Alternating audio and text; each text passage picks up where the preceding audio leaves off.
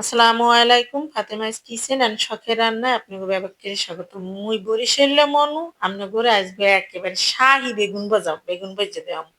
বেগুন ভাজলে অনেক সময় দেখা গেছে তেল বেশি লাগে, আবার বেগুন মচমচা থাকে না। কিন্তু আমার রেসিপি ফলো করে আপনারা যদি বেগুন ভাজেন আর বেগুন খাইতে একটা জম্মের মজা লাগবে। যে বেগুনগুলো কাটতে নিয়েছি টুকরো টুকরো করে দিয়ে দিলাম গুঁড়ো মরিচ, একটু হলুদের গুঁড়া, আর আদা রসুন বাটাটা আপনারা দেবেনই। এর সাথে একেবারে বেগুনগুলো জাঁকানাকা করে এই যে মাইকে নিলাম। এখন দিয়ে দিলাম চাউলের গুঁড়া, দিয়ে দিলাম কর্নফ্লাওয়ার, দিয়ে দিলাম একটু হলুদের গুঁড়া, দিয়ে দিলাম মরিচের গুঁড়া, দিয়ে দিলাম লবণ। সবকিছু মিশিয়ে এখন এই যে বেগুনের সাথে কুক করে নেব।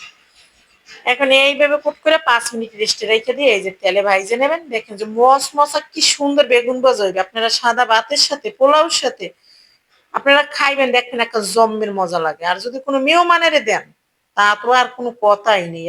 অনেকক্ষণ পর্যন্ত একেবারে মচমচা থাকে, খাইতে কিন্তু খুবই সুস্বাদু হয়।